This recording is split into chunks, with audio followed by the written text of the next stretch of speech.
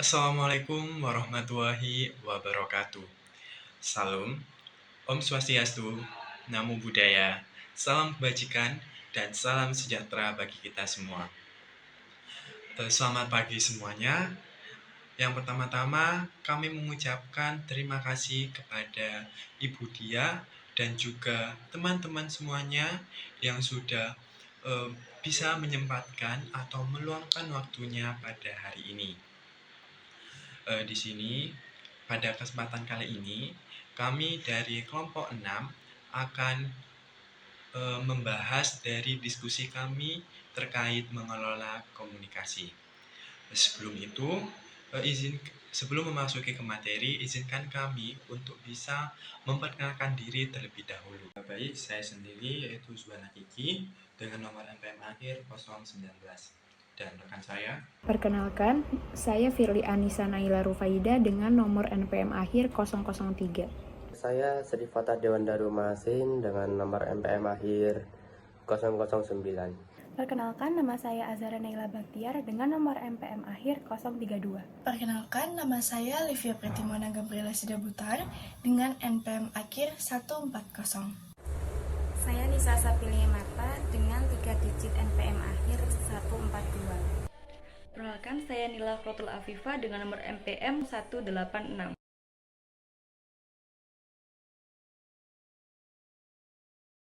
Di sini saya akan menjelaskan apa itu komunikasi.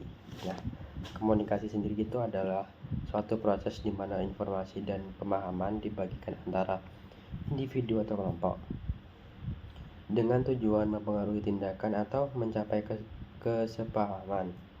Dalam praktik manajerial, komunikasi tidak hanya sebatas menyampaikan pesan, tetapi juga mencakup kemampuan untuk mendengarkan secara aktif serta memberikan respon yang sesuai. Selanjutnya itu ada proses komunikasi dalam organisasi. Yang pertama itu pengirim atau sender. Nah, pengirim itu orang yang memiliki ide, informasi atau emosi yang ingin disampaikan. Yang nomor 2, penerima atau receiver. Nah, receiver itu orang yang menjadi tujuan dari pesan tersebut. Yang nomor 3, ada penyandian atau encoding. Nah, penyandian ini proses di mana pengirim mengubah ide menjadi simbol atau kata-kata agar bisa dipahami. Nah, yang keempat itu ada pesan atau message. Nah, isi dari pesan itu adalah informasi yang dikomunikasikan. Yang nomor 5 itu adalah saluran atau channel. Nah, media yang digunakan untuk menyampaikan pesan seperti email, telepon, laporan, atau pertemuan tatap muka. Nah, nomor 6 itu ada penafsiran atau decoding. Proses penerima dalam menerjemahkan pesan yang diterima menjadi makna. Dan yang terakhir itu ada umpan balik atau feedback. Nah, selanjutnya itu ada proses komunikasi dalam organisasi. Nah, yang pertama itu ada perbedaan bahasa dan gaya komunikasi. Komunikasi bisa menjadi tidak efektif jika pihak yang terlibat tidak menggunakan bahasa atau istilah yang saling dipahami. Yang kedua itu ada pemilihan saluran komunikasi. Media atau saluran yang digunakan misalnya email atau rapat langsung ataupun telepon sangat menentukan apakah pesan akan sampai tanpa gangguan atau tidak. Nah, selanjutnya yang nomor 3 itu kemampuan menyimak atau listening skill. Nah, listening skill itu keberhasilan komunikasi bergantung pada kesanggupan kedua belah pihak untuk benar-benar menyimak satu sama lain, bukan sekedar mendengar ya. Itu ada perilaku nonverbal. Nah, perilaku nonverbal itu bahasa tubuh, ekspresi wajah, dan intonasi suara itu bisa memperkuat atau justru mengaburkan makna pesan, terutama jika tidak bisa dipahami secara sama. Dan yang terakhir itu ada perbedaan gender dan latar belakang. Perbedaan ini juga dapat mempengaruhi gaya berkomunikasi dan cara menafsirkan pesan, sehingga perlu disikapi dengan kepekaan, dan empati. Selanjutnya akan dilanjutkan oleh rekan saya. Selanjutnya yaitu meruntuhkan kendala bahasa. Jadi, seperti yang kita ketahui bahwa bahasa itu menjadi salah satu penghalang utama di dalam komunikasi bisnis global, terutama dalam organisasi multikultural. Nah, kendati demikian, kendala bahasa dalam komunikasi bisnis tersebut dapat diatasi dengan pendekatan berbicara yang terstruktur dan juga adaptif. Panduan-panduan yang dapat dilakukan untuk mengatasi kendala bahasa tersebut dapat kita lihat pada poin-poin berikut. Yang pertama itu menggunakan bahasa yang sederhana dan juga jelas. Jadi jargon, idiom, atau slang yang sulit dipahami sebaiknya dihindari oleh pendengar budaya yang berbeda. Yang kedua yaitu memperhatikan kecepatan dan juga intonasi. Jadi kecepatan dan intonasi ketika berbicara itu sebaiknya menggunakan tempo yang lambat dan juga intonasi yang netral, sehingga dapat mengurangi salah pengertian oleh lawan bicara. Yang ketiga yaitu verifikasi pemahaman.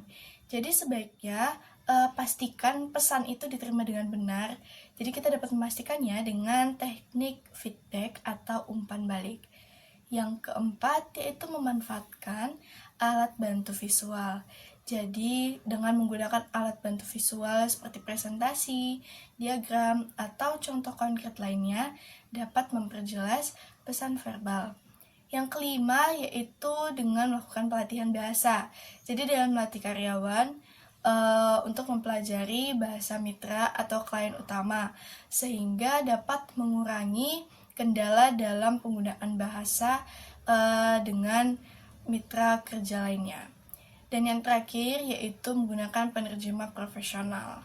Jadi sebaiknya menggunakan penerjemah yang memahami konteks bisnis untuk dokumen resmi atau pertemuan resmi. Jadi dengan menggunakan penerjemah profesional tersebut dapat mengurangi kesalahpahaman terutama dalam konteks bisnis yang resmi. Nah, yang selanjutnya adalah saluran komunikasi. Jadi pemilihan saluran komunikasi yang tepat itu sangat mempengaruhi kejelasan pesan. Saluran komunikasi yang tidak tepat dapat menyebabkan distorsi pesan. Contoh-contoh masalah yang dapat terjadi akibat pemilihan saluran komunikasi yang tidak tepat itu dapat kita lihat. Yang pertama itu ada overload informasi.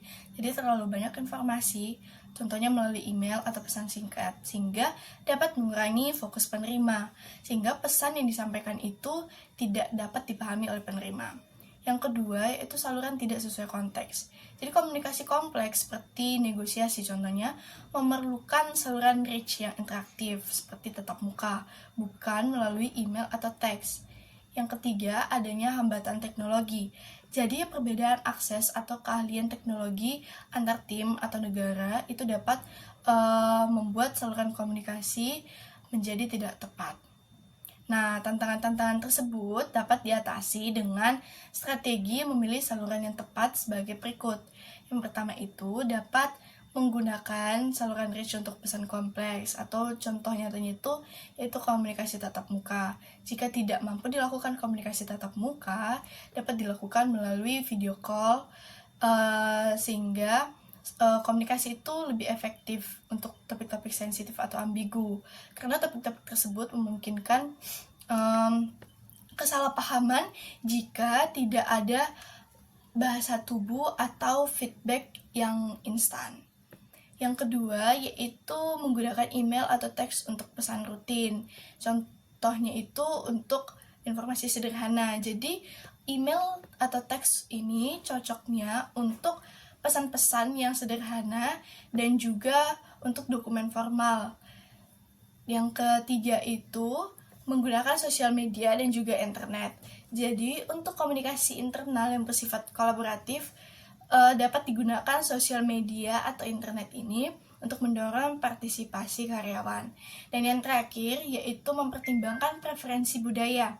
Jadi beberapa budaya itu lebih menyukai komunikasi tertulis, contohnya itu Jerman. Sedangkan ada budaya lain yang lebih suka berkomunikasi dengan komunikasi lisan, contohnya Amerika Latin. Jadi dapat dilakukan penyesuaian dengan budaya-budaya yang berbeda tersebut agar komunikasi yang dilakukan dapat berjalan dengan baik. Selanjutnya, saya akan membahas tentang berkomunikasi untuk membujuk dan mempengaruhi orang lain. Komunikasi tidak hanya untuk menyampaikan informasi, tetapi juga untuk membujuk dan mempengaruhi orang lain. Meski keahlian komunikasi selalu penting bagi manajer, kemampuan untuk membujuk dan mempengaruhi orang lain ini semakin penting pada saat ini. Bisnis juga dijalankan sebagian besar oleh tim fungsi yang aktif terlibat dalam pengambilan keputusan. Mengeluarkan perintah bukan lagi cara yang tepat atau sesuai untuk menyelesaikan segala permasalahan. Lalu, persuasif yang efektif ini tidak berarti kita menyuruh orang lain untuk mengerjakan apa yang kita minta, melainkan dengan melibatkan seperti menyimak, mempelajari minat dan kebutuhan orang lain, serta mengajak orang lain untuk mengambil solusi bersama. Selanjutnya, saya akan membahas tentang perbedaan genre dalam berkomunikasi. Manajer harus bekerja keras untuk menghapus pandangan yang kuno tentang gaya komunikasi, karena adanya perbedaan kelas, ras, etnis, gender, dan juga masih banyak lagi, supaya tidak menghambat pemahaman atau mempengaruhi keputusan yang bersifat personal. Contohnya itu mempromosikan pegawai. Selanjutnya ada juga perbedaan aspek antara perempuan dan juga laki-laki. Di sini saya sudah menunjukkan 4 aspek, yaitu yang pertama ada tujuan bicara. Jika perempuan ini biasanya tujuan berbicaranya itu untuk membangun hubungan yang baik antara satu dengan yang lain. Sedangkan laki-laki itu tujuan bicaranya seringkali untuk menunjukkan kemandirian dan status yang ia miliki ke depan banyak orang. Lalu yang kedua ada gaya percakapan. Biasanya kalau perempuan ini gaya percakapannya lebih ke mencari kesamaan, dan juga mereka ini jarang memotong pembicaraan. Jika laki-laki seringkali mereka ini menampilkan keahliannya lewat bercerita dan humor ke orang lain. Lalu yang ketiga ada pengakuan prestasi. Perempuan ini biasanya enggan menonjolkan diri, sedangkan laki-laki biasanya ini aktif meminta dan menunjukkan prestasi yang ia miliki ke orang lain. Selanjutnya ada bahasa tubuh. Nah, bahasa tubuh bagi perempuan ini biasanya gesturnya itu menunduk dan juga menjaga jarak, dan mereka ini sering lebih taat pada peraturan yang ada di dunia kerja. Lalu untuk yang laki-laki, bahasa tubuhnya ini biasanya lebih dominan, banyak menatap, dan seringkali mengambil ruang dalam berbagai kesempatan yang ada. Baik, yang selanjutnya yaitu komunikasi nonverbal. Nah, sebagian besar pemahaman bersama dalam berkomunikasi muncul dari pesan-pesan nonverbal melalui raut muka, suara, perangai, postur, dan juga pakaian. Sebuah penelitian mengidentifikasikan adanya 3 sumber utama tanda komunikasi tatap muka.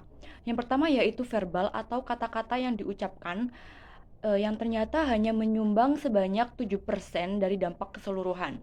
Yang kedua yaitu vokal, memiliki pengaruh yang jauh lebih besar daripada verbal, yaitu sebesar 38%. Yang ketiga yaitu visual. Nah, ternyata visual ini menjadi faktor terkuat dengan kontribusi sebesar 55%. Nah, temuan ini menggarisbawahi betapa pentingnya aspek nonverbal, terutama ekspresi wajah dan juga intonasi suara dalam memahami pesan yang disampaikan dalam komunikasi tatap muka. Nah, sedikit banyak kita semua ini adalah pembaca wajah, namun raut wajah juga dapat disalahpahami. Hal ini menandakan bahwa manajer perlu mengajukan pertanyaan untuk memastikan bahwa orang lain menerima pesan yang disampaikan dengan benar. Selanjutnya yaitu menyimak. Menyimak secara aktif melibatkan kemampuan untuk memahami fakta, juga menangkap emosi yang terkandung dalam pesan. Proses ini memungkinkan seorang manajer untuk menginterpretasikan makna sebenarnya sebelum memberikan respon yang tepat. Menyimak efektif membutuhkan fokus, tenaga, dan juga keterampilan khusus. Yang ironisnya, meskipun sekitar 75% dari komunikasi yang berhasil bergantung pada kemampuan menyimak, sebagian besar orang hanya menggunakan 30 hingga 40% waktu mereka untuk aktivitas menyimak ini, yang seringkali menyebabkan kesalahpahaman. Banyak orang tidak menyadari cara menyimak efektif karena mereka itu lebih fokus untuk mempersiapkan jawaban daripada benar-benar memperhatikan apa yang ingin disampaikan oleh lawan bicaranya. Tingkat efisiensi menyimak diukur dari seberapa banyak informasi yang kita pahami dan juga yang kita ingat setelah 48 jam mendengarkan pesan selama 10 menit. Menyimak dengan baik berarti melampaui sekedar mendengarkan dan benar-benar memahami pesan yang disampaikan, baik secara faktual maupun emosional. Seorang penyimak yang baik aktif mencari poin-poin penting, mampu beradaptasi dengan gaya bicara lawan, berupaya keras untuk tetap fokus, dan memanfaatkan kecepatan berpikirnya untuk merangkum informasi, mengevaluasi argumen, serta mengantisipasi arah pembicaraan. Esensi dari menyimak dengan baik adalah perubahan fokus dari diri sendiri ke pemahaman dan empati terhadap orang lain. Oleh karena itu, kemampuan ini sangat erat kaitannya dengan kecerdasan emosional yang tinggi.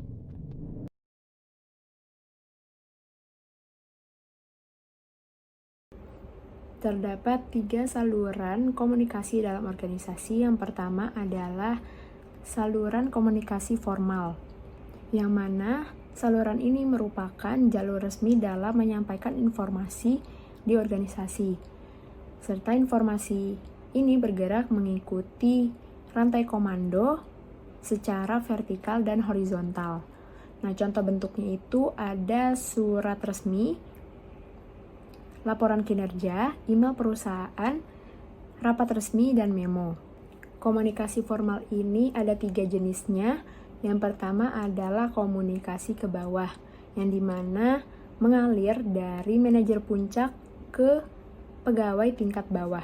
Tujuan komunikasi ini adalah untuk menyampaikan visi, misi, dan strategi, yaitu manajer menjelaskan tujuan organisasi dalam jangka panjang. Lalu ada instruksi dan tugas pekerjaan, yaitu memberikan arahan kerja sehari-hari kepada para pegawainya. Lalu ada prosedur dan kebijakan, di mana manajer menyampaikan standar dan aturan yang harus diikuti. Tujuan keempat adalah umpan balik kinerja, yaitu manajer memberikan evaluasi terhadap kinerja individu maupun tim. Dan yang terakhir adalah motivasi dan inspirasi, yaitu meningkatkan semangat kerja para karyawan. Nah, namun komunikasi ke bawah ini rawan terjadi distorsi pesan, yang mana informasi bisa berubah ketika disampaikan berjenjang dari satu orang ke orang lain, yang mana itu akan menimbulkan ketidakakuratan pesan yang ingin disampaikan. Jenis selanjutnya adalah komunikasi ke atas, di mana komunikasi ini mengalir dari karyawan kepada atasan atau manajemen. Biasanya komunikasi ini digunakan para karyawan untuk menyampaikan pesan-pesan penting, yaitu seperti menyampaikan masalah dan keluhan, di mana karyawan melaporkan hambatan kerja atau ketidakpuasan mereka, lalu memberikan saran dan perbaikan, yaitu mengajukan ide untuk meningkatkan efektivitas organisasi. Dan yang terakhir ada melaporkan kinerja dan akuntansi, yaitu memberikan informasi tentang hasil kerja, biaya, atau penggunaan sumber daya. Tujuan dari komunikasi ke atas ini adalah memberikan manajemen masukan untuk membuat keputusan berdasarkan kondisi real di lapangan. Jenis yang terakhir adalah komunikasi horizontal. Nah, komunikasi ini terjadi antar karyawan atau departemen yang memiliki kedudukan setara. Tujuan dari komunikasi ini adalah untuk koordinasi antar departemen, yaitu sinkronisasi kegiatan antar unit kerja dan penyelesaian masalah bersama, di mana mencari solusi atas masalah yang melibatkan banyak bagian organisasi. Nah, jenis komunikasi horizontal ini memberikan dampak yang positif di lingkungan kerja, diantaranya adalah mempercepat pengambilan keputusan, memperkuat kerjasama antar tim, dan mengurangi konflik antar divisi. Baik, selanjutnya saya akan menjelaskan mengenai komunikasi tim, yang dimana saluran komunikasi tim ini adalah media formal seperti email group, rapat, atau platform digital misalnya Slack, yang digunakan untuk menyampaikan sebuah informasi penting terkait tugas ataupun kebijakan. Tujuannya adalah untuk menyamakan pemahaman dan meningkatkan transparansi serta mempercepat keputusan meski perlu manajemen yang baik untuk menghindari kelebihan informasi. Baik, selanjutnya saya akan menjelaskan mengenai saluran komunikasi pribadi, yang dimana saluran komunikasi pribadi ini bersifat informal dan biasanya digunakan untuk interaksi antara satu sama yang satunya lagi. Biasanya seperti obrolan langsung, telepon, atau pesan pribadi. Nah, biasanya saluran ini membantu kita untuk membangun hubungan dan kepercayaan, tapi bisa juga menimbulkan informasi atau informasi yang tidak konsisten dan sulit menjangkau banyak orang. Dan selanjutnya akan dijelaskan oleh rekan saya.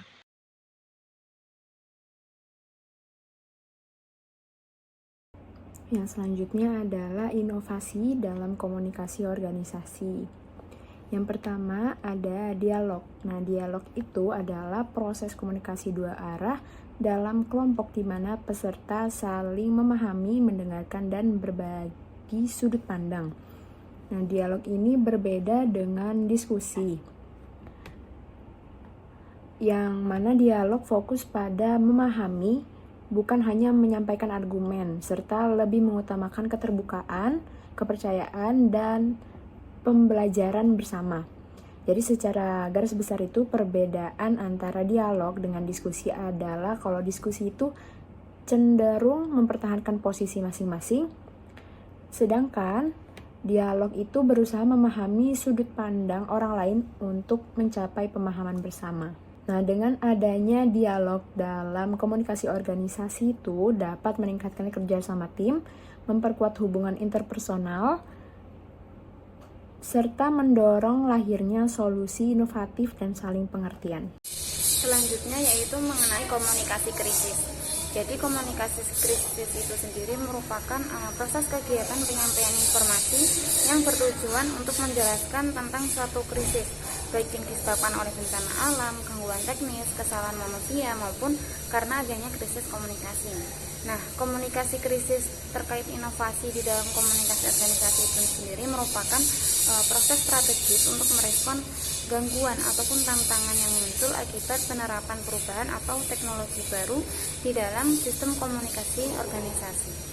Jadi, adanya inovasi seringkali membawa resiko seperti kesalahan teknis, miskomunikasi, ataupun resistensi internal yang di situ dapat memicu krisis bila tidak dikelola dengan baik.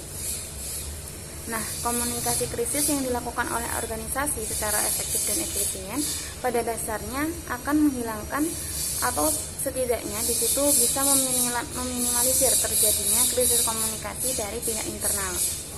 Nah, dengan adanya tindakan komunikasi krisis ini sebagai bagian dari manajemen krisis akan berimplikasi pula pada kondisi sosial ataupun publik yang di situ relatif stabil sehingga menyebabkan reputasi dan juga citra organisasi dalam pandangan publik itu semakin positif dan baik. Nah, jadi ada 4 keahlian utama di dalam mengomunikasikan krisis yang bisa diterapkan oleh para manajer, yaitu yang pertama menjaga fokus. Jadi para komunikator krisis yang baik tidak akan membiarkan diri mereka kewalahan dengan situasi yang ada. Ketenangan dan juga menyimak menjadi lebih penting daripada sebelumnya. Nah, para manajer ini juga akan belajar untuk menjalin komunikasi mereka agar di situ dapat menurunkan adanya harapan dan juga optimisme pada saat yang sama, dan juga mereka akan mengikut sertakan kesulitan yang sedang dihadapi. Yang kedua yaitu tetap terlihat. Jadi dengan banyak manajer yang meremehkan pentingnya kehadiran mereka di saat krisis, dengan tugas manajer yaitu adalah segera keluar untuk meyakinkan kembali para pegawainya serta merespon kepentingan publik. Nah, komunikasi tatap muka dengan para pegawai ini sangat penting karena mereka para pegawai di situ akan mengetahui bahwa para manajer ini peduli loh dengan mereka dan apa yang tengah mereka alami. Yang ketiga yaitu mengungkapkan kebenaran meski di situ pahit.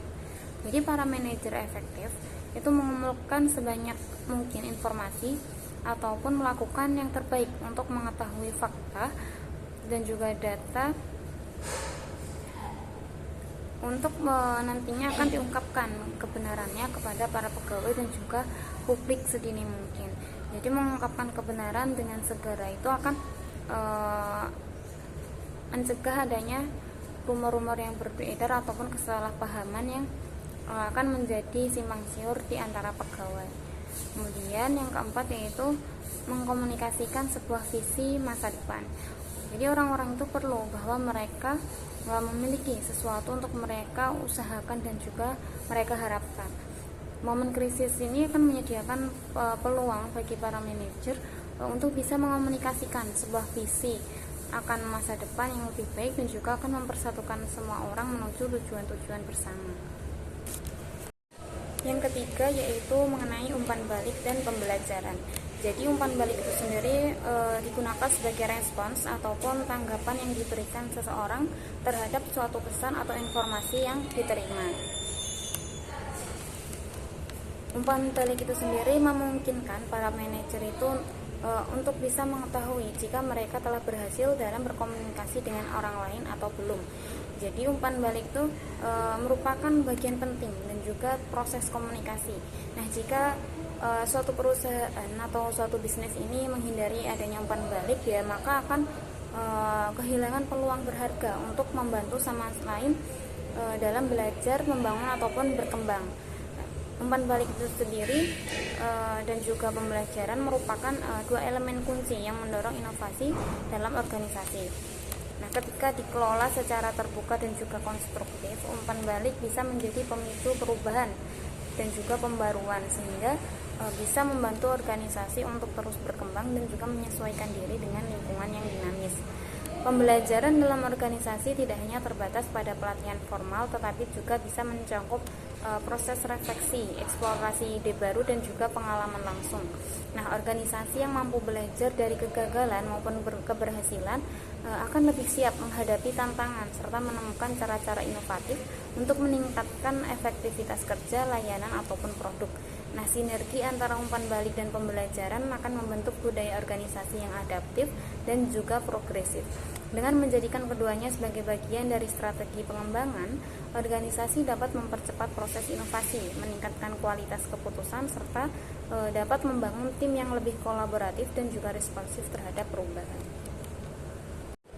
Yang terakhir yaitu iklim kepercayaan dan keterbukaan. Komunikasi dan dialog secara terbuka dapat mendorong orang-orang untuk saling berkomunikasi dengan jujur. Para bawahan akan merasa leluasa dalam mengungkapkan pesan-pesan negatif maupun positif tanpa mengkhawatirkan hukuman. Nah, upaya-upaya para pegawai untuk mengembangkan keahlian interpersonal juga dapat memupuk keterbukaan, kejujuran, dan juga kepercayaan. Jadi tujuan adanya iklim kepercayaan dan keterbukaan ini ada 4. Yang pertama yaitu meningkatkan kolaborasi. Kepercayaan dan keterbukaan memungkinkan komunikasi yang jujur dan lancar antar individu dalam organisasi. Nah, ketika karyawan merasa bahwa ide dan pendapat mereka itu dihargai, mereka akan lebih terdorong untuk bekerja sama. Nah, tim yang saling percaya dapat saling mengandalkan dan juga berbagi tanggung jawab sehingga nantinya akan menghasilkan sinergi yang lebih kuat dan menyelesaikan pekerjaan itu lebih efektif. Kemudian tujuan yang kedua yaitu mengurangi adanya resiko konflik dan kesalahan. Ketika semua pihak itu merasa aman untuk menyampaikan pendapat ataupun kesalahan, masalah akan dapat diidentifikasi lebih cepat. Nah, lingkungan terbuka ini akan mendorong diskusi yang sehat dan juga menghindari adanya kesalahpahaman. Konflik internal ataupun eksternal bisa diselesaikan lebih cepat dan tidak sampai merusak hubungan kerja antar pegawai. Kemudian tujuan yang ketiga yaitu mendukung inovasi. Nah, inovasi ini membutuhkan keberanian untuk bisa berpikir di luar kebiasaan dan mengambil risiko. Dalam lingkungan yang saling percaya dan terbuka, orang itu lebih berani untuk menyampaikan ide baru tanpa takut dihakimi ataupun di situ dicemooh oleh orang lain. Nah, Nah, ini sangat penting untuk kelangsungan bisnis di era yang cepat berubah ini. Kemudian yang keempat yaitu mendorong kepemimpinan yang efektif. Nah, pemimpin yang bekerja dalam lingkungan yang terbuka itu cenderung lebih mudah membangun hubungan yang sehat dengan timnya. Nah, mereka dapat memberikan arahan, feedback, dan inspirasi secara langsung tanpa hambatan komunikasi. Kepercayaan tim terhadap pemimpinnya juga akan meningkatkan efektivitas kepemimpinan itu sendiri.